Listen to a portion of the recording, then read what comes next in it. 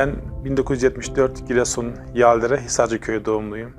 Köy ilkokulunda ilkokulumu okudum. Espi'de ortaokul ve liseyi okudum. Okul sonuna doğru çevredeki insanlar, öğrenciler ve öğretmenlerin soruları başlıyor. Okula gidecek misiniz? Ortaokul okuyacak mısınız? Hoca bana da sorardı. Yusuf sen niye el kaldırmıyorsun? Hocam ben bilmiyorum derdim. Aslında biliyordum da söyleyemezdim. Babam seni veremeyeceğiz, oğlum veremeyiz, durumumuz iyi değil, çok masraf oluyor falan derdi. 9 sene Rusya'da bulundum. 10 sene Filipinler'de, yaklaşık 2 sene Vietnam'da, 30 ülke gezmişimdir bu süre içerisinde, 25 yıl içerisinde. Almanya'ya başvurduk, kabul aldık. Sanki ben burada doğmuşum gibi Almanya'yı, Augsburg'u, şehri seviyorum, insanlara kaynaştım diyebilirim yani. Almanya'yı gördüm, Almanlarla tanıştım ve bütün klişeler, duvarlar yıkıldı, ön yargılar kafamda. Eğer dedi Almanca konuşamazsan benimle İngilizce konuşabilirsin dedi, hiç sıkıntı yok dedi. Bana böyle, ya ben sevdim bu insanları, onlar da beni sevdiğini biliyorum. Yani kalpten kalbe yol vardı hikayesi. Şu anda Almanya'nın Augsburg şehrinde, üniversitede full time akademisyenlik yapıyorum. Çok ayıp yani burada bir üniversitede bir hocanın başka bir hocaya e-mail atarken altında doktor titeli ya da profesör titelini yazması hoş karşılanmayan, etik olmayan bir davranış. Bu soruyu hiç düşünmemiştim ama en kısadan insan olalım be derdim. Almanya Augsburg Üniversitesi'ndeyiz. Bugünkü söyleyişimizi akademisyen Yusuf Hocam'la yapacağız. Yusuf Hocam merhaba. Merhaba Ahmet Bey, hoş geldiniz. Yusuf Hocam, ya buraya kadar gelişinizin, başarınızın hikayesini dinleyeceğiz ama öncelikle biz sizi tanımak istiyorum. Yani nerede doğdunuz, nerelisiniz, anne baban ne iş yapardı, nasıl bir çocukluğunuz oldu? Ben 1974 Giresun Yaldere Hisarcıköy doğumluyum. Köy ilkokulunda ilkokulumu okudum.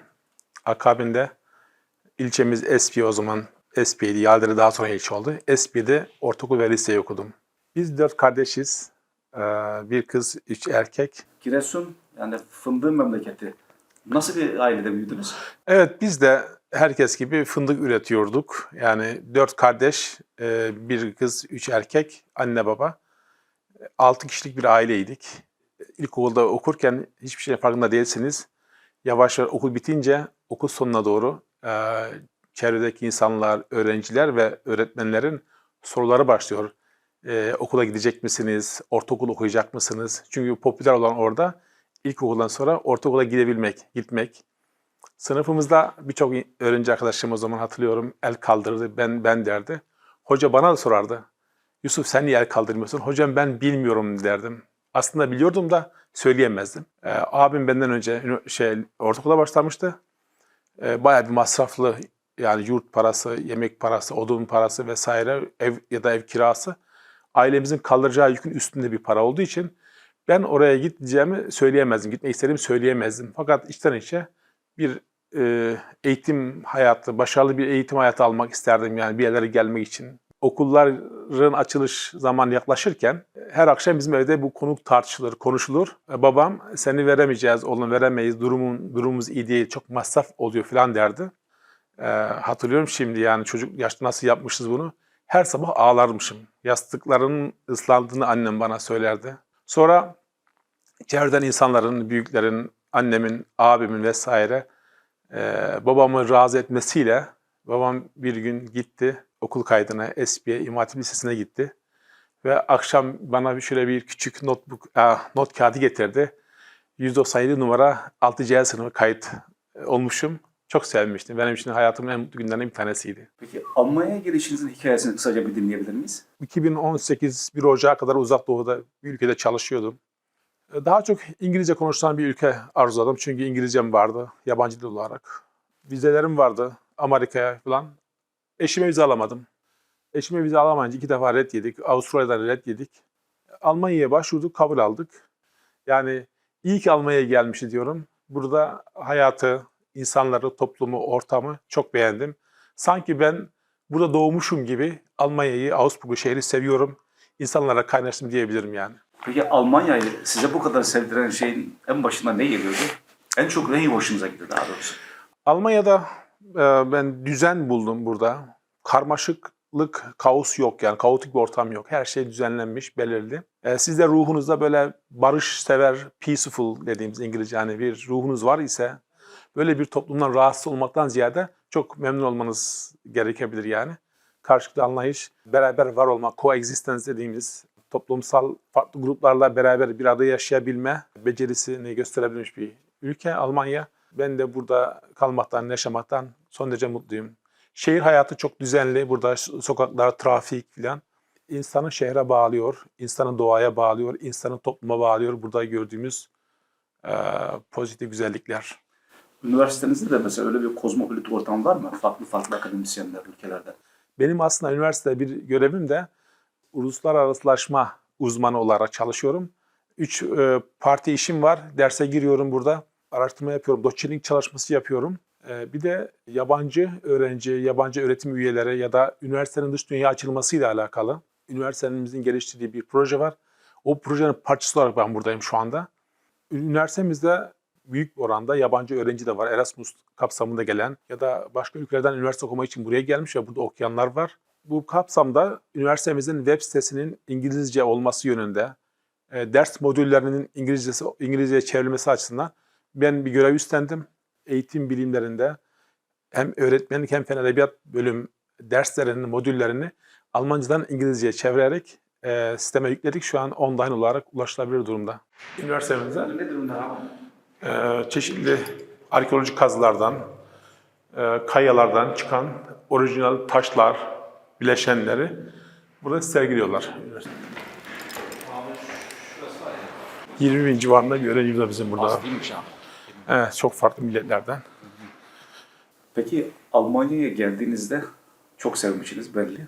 Zorlandığınız şeyler oldu mu? Farklı kültürler içerisinde büyüdüğüm için şimdiye kadar yaklaşık 25 yılımı farklı dilden ve kültürlerin içerisinde geçirdiğim için Almanya hiç zor olmadı. Çok da kolay oldu. Hatta bütün gezdiğim, gördüğüm coğrafyaların daha kolay oldu. Güven olduğu için ülkede canınıza, malınıza bir şey gelmeyeceği hissiyle yaşıyorsunuz yani. Özgürsünüz. İnsanlar size karşı saygılılar. Dil olarak ben hiç sıkıntı yaşamadım. Çünkü ilk geldiğim gün İngilizce konuşmaya başladım herkesle. Ve herkes de bana cevap verdi. Yer yer kaç gündür ya da kaç aydır ya da yıldır Almanya'da olduğum bana soruldu. Çevrede konuştuğum, muhatap olduğum insanlar tarafından. Birkaç ay falan deyince hoşgörüyle karşılıyorlar. Az zaman geçince hala dil öğrenmedin mi gibisinden sorular sorulabiliyor. Evet dedim, İngilizce azaltmam lazım, hatta tamamen bitirmem lazım, Almanca konuşmam lazım. Yani ben bu ülkede hiç zorlanmadım geldiğim günden beri. Okay, nice meeting you. I'm here for a few days. Being a bit Hangi ülkelerde bulundunuz daha önce? 9 sene Rusya'da bulundum. 10 sene Filipinler'de, yaklaşık 2 sene Vietnam'da. 94'te üniversite okumak için Rusya'ya çıktım, yurt dışına çıktım. Rusya'da 9 sene kaldım. Hem okudum hem çalıştım orada. Akabinden Filipinlere gittim. Filipinler'de bir 10 sene kadar kaldım. Akademik çalışmalarımı orada başladım. İletişim ve eğitim master'ı yaptım. Trinity University of Asia dediğimiz bir üniversitede. Akabinde aynı üniversitede doktoraya başladım. Sonra mesafe açısından daha yakın bir üniversiteye kaydımı aldırdım. 2013 yılında Filipinler'den ayrıldım. Yani 10 sene orada kaldım ve akademik çalışmalarımı orada başlattım. Fakat bu arada çok farklı gezilerim oldu. Eğitimsel ve kültürel gezilerim oldu. 30 ülke gezmişimdir bu süre içerisinde, 25 yıl içerisinde. Son durak olarak 2018 Ocak ayında Almanya'ya geldim.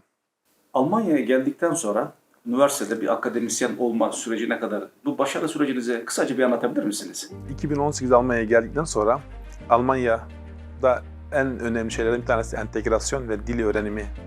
Almancayı öğrenme süresi başlıyoruz. Almancayı öğrendim, belgelerimi aldım. Akabinde burada akademik dünyaya entegre olma adına bir şey yapmam lazımdı. Önce birkaç burs başvurusu yaptım burada. Philip Schwarz diye bildiğimiz. Başvuran insan sayısı çok fazla. Alınan insan 20-30 civarında. Dolayısıyla birçok insan gibi ben de alamadım bursu. Fakat bunu kendime dert edindim. Yani burs değil ama akademik şeyler yapmam lazım Almanya'da diye kendimi biraz zorladım. Arkadaşım bana, hocam ne yapmayı istiyorsun dedi yani şey olarak. Bundan sonra ne yapacaksın dedi. Ben de dedim hocam İngilizce var, yabancı dil olarak. Rusça da biliyorum bu arada. Akademisyenlik var. Belki dedim bir kurumda, organizasyonda yöneticilik ya da herhangi bir alanda orada çalışabilirim dedim uluslararası bir kurumda. Dedi hocam dedi bir iş ilanı var sana göndereyim dedi. Bana bir yıl önceki bir eski ilanı gönderdi. Ben de baktım, tıkladım web sitesine gittim, onun yenisi de var. Orada Uluslararası Proje Yönetimi Koordinatörlüğü, oraya başvurdum, kabul aldım, dil seviyesi vesaire yeterli buldular. Ondan sonra orada 3 ay, tam korona başlamıştı, online dersler yaptım mecburen. Staj döneminde burada bir arkadaşımın teşvikiyle Münih Maximilian Üniversitesi var, Almanların önemli üniversitelerinden bir tanesidir. Orada Education Mentor olarak eğitim mentorluğu yaptım bir dönem. Üniversitede projede çalıştım, projede modüller yazdım. Akabinde bu üniversitede çalıştığım üniversitede bir hocanın bana dediği, ileride üniversitede çalışmak istersen akademik entegrasyonla alakalı bir şeyler yaptıktan sonra bize gelirsen elin güçlü olur, daha şanslı olursun demişti. Ben de kendisine bir e-mail yazarak, hocam işte bana böyle demiştiniz, bunu çok kıymetli buldum bu sözünüzü. Bu bağlamda ben çalışmalar yaptım, işte şu işleri yaptım falan diye bir CV'mi doldurdum, gönderdim.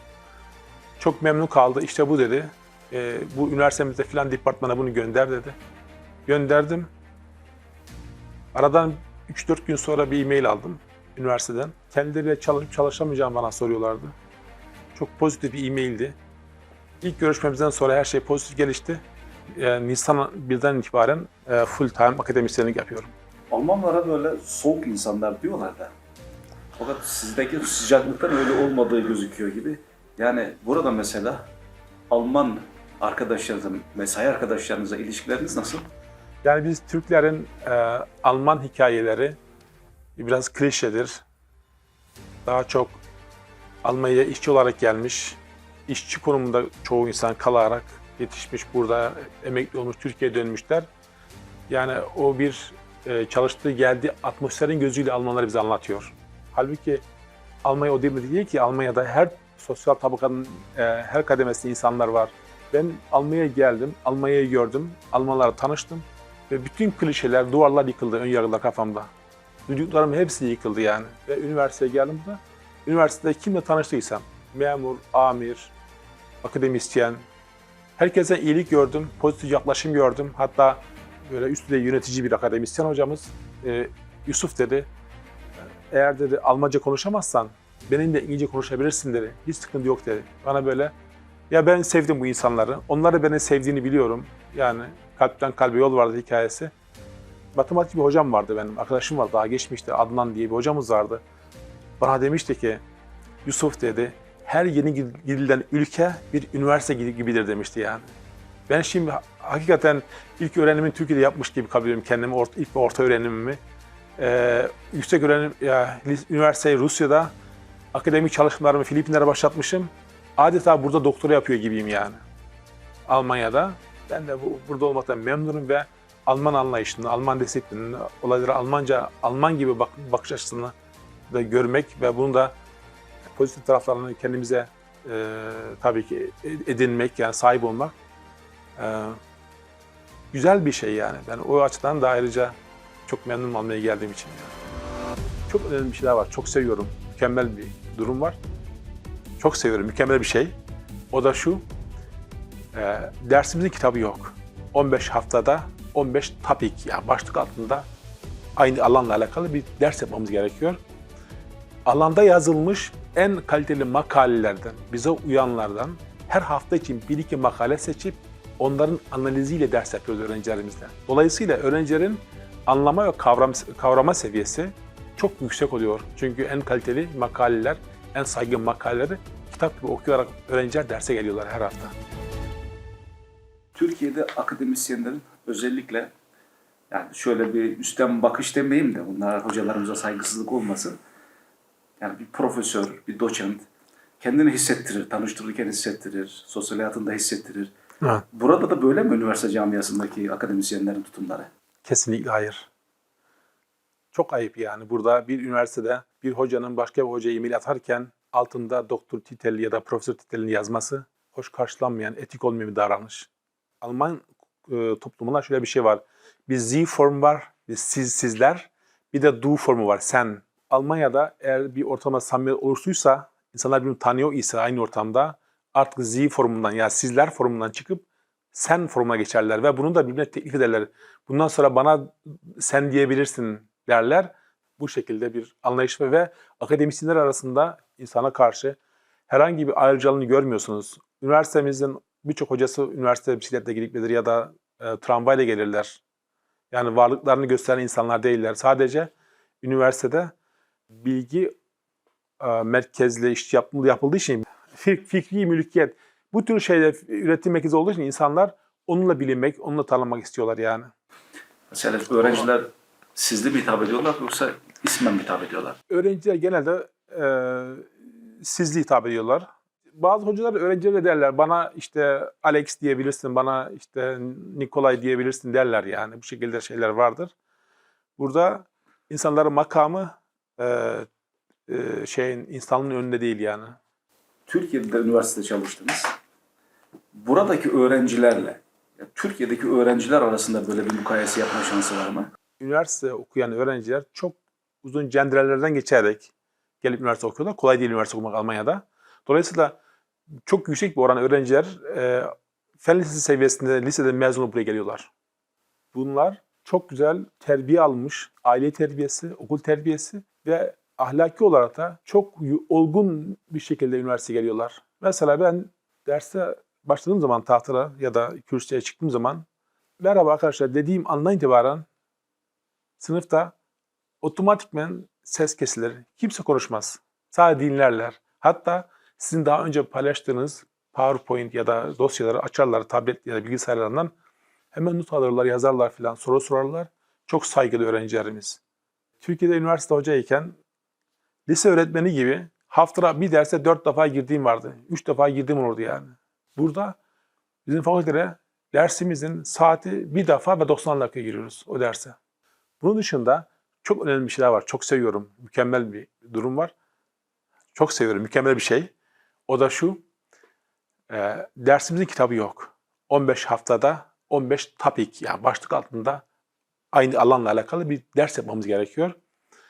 Alanda yazılmış en kaliteli makalelerden, bize uyanlardan her hafta için 1-2 makale seçip onların analiziyle ders yapıyoruz öğrencilerimizle. Dolayısıyla öğrencilerin anlama ve kavrama seviyesi çok yüksek oluyor. Çünkü en kaliteli makaleler, en saygın makaleleri kitap gibi okuyarak öğrenciler derse geliyorlar her hafta. Göçün de içinde olduğu hayat size ne öğretti? Benim son 25 yılım neredeyse hatta daha fazla 28 yılım göçebe olarak geçmiş. Yani ben ülke ülke dolaşmışım. Yani göçmek, bir yerden bir yere gitmek benim için biraz kolay gelen bir şey. Yani kolay olan bir şey gibi geliyor bana.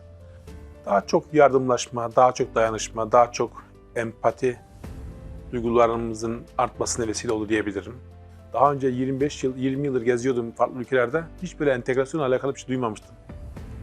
Buraya geldik, burada entegrasyonun burada kitabı yazılmış. Burada entegrasyonun merkezleri var. Kurumsallaşmış bir yapı olarak.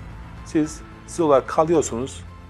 Hangi dinden ya da ırktan ya da dilden iseniz fark etmeksizin öyle kalıyorsunuz. Fakat Almanya'yı da anlama adına ve orada insanlarla yabancı gibi davranmama adına ya da karşılıklı empati adına Almanya'da entegrasyon sürecine dahil oluyorsunuz, dil öğreniyorsunuz, kurslara gidiyorsunuz, meslek yapıyorsunuz falan. Bunu mesela çok faydalı buldum, çok değerli buldum burada. Almanya'ya geldikten sonra unutamadığınız bir anı yaşadınız mı? Evet, şöyle bir şey oldu. Berlin Özgürlük Üniversitesi'nden bir akademisyenle, profesör bir hocamla, Alman bir hocayla benim entegrasyon sürecimi konuşuyorduk. Bana yardımcı oluyordu. Nasıl CV yazılır, nasıl proje yazılır Almanya'da falan vesaire. Bu şahsa üniversitede işe başladım, yazdım. Bana bir e-mail gönderdi. Yusuf dedi, son yıllarda aldığım en güzel haber dedi. Ya bu beni çok mutlu etti. Bir Almanın benim başarılı olmam, işe girmem sonucu mutlu olması beni aşırı mutlu etti.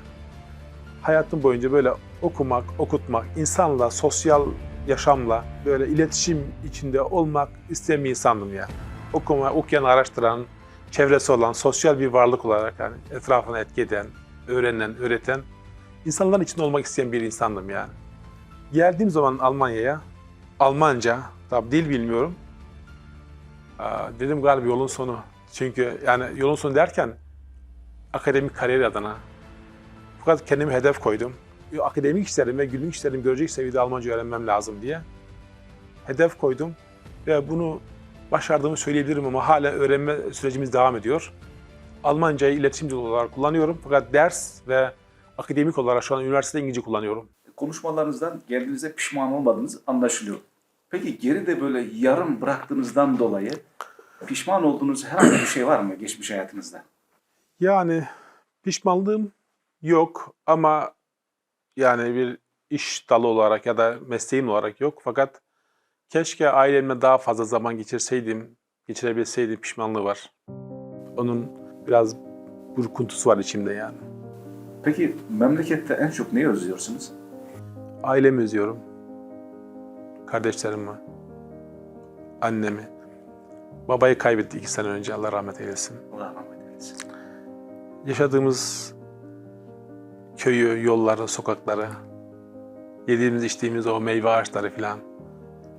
Günümüz Türkiye'sine baktığımda tabii ki üzülmemek elde değil. Hem kültürel olarak hem ekonomik olarak, toplumsal olarak biraz eksiye gitme var.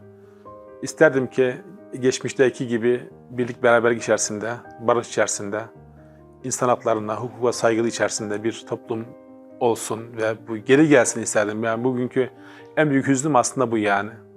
Keşke insanlar kardeş olsa, ayrılıklar üzerine değil de bizi birleştiren değerler üzerine konuşabilsek, çatışma olmadan, karşılıklı anlayış içerisinde bir araya gelebilsek. Bunu arzu ediyorum. Yusuf Hocam bir yerde gördüm. Çok güzel bir soru. Hoşuma gittiği için soruyorum herkese de. Size de sormak istiyorum. Herkesin görebileceği bir yere bir şey yazmak isteseydiniz, ne yazmak isterdiniz? Güzel, zor bir soru. Yani bunu hiç düşünmemiştim ama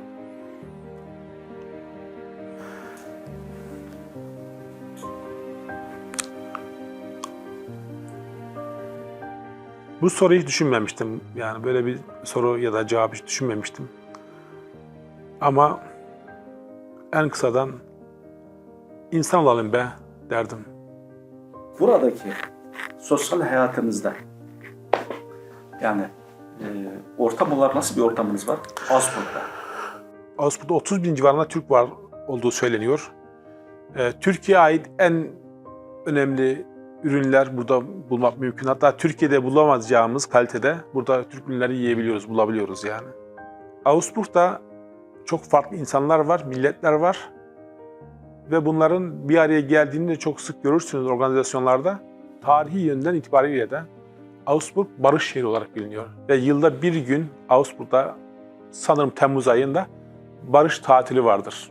Almanya'da tek Augsburg'da bir gün tatil vardır, resmi tatil. Alman'ın diğer taraflarında olmuyor mu bu tatil? Sadece burada. Tatil sadece burada oluyor. Tatil sadece burada oluyor. Almanya'nın diğer taraflarında bu tatil yok. Martin Luther'in imzaladığı kilise anlaşmaları, barış falan bu şehirde yapılmıştır. Martin Luther, kilise ve devlet arasında, halk arasındaki kargaşa döneminde burada ciddi çalışmalar yapmıştır. Anlaşmalar imzalanmış, halk kilise arasında, devlet arasında. Hatta bir turist rehberi beni götürdüğünde şu gördüğün köşedeki ofis Martin Luther'in ofisi demişti bana. Peki son olarak eklemek istediğiniz bir şey var mı? Değişimden korkmamak lazım. Ya ben yurt dışında çok uzun yıllar kaldığım için farklı insanlarla yaşamak benim için hayatın doğası haline gelmiş. Orada kendini bulamayan insanların yeni bir hayata, yeni bir dünyaya kapı aralamasına yardımcı olabiliriz diye söylemek isterim yani.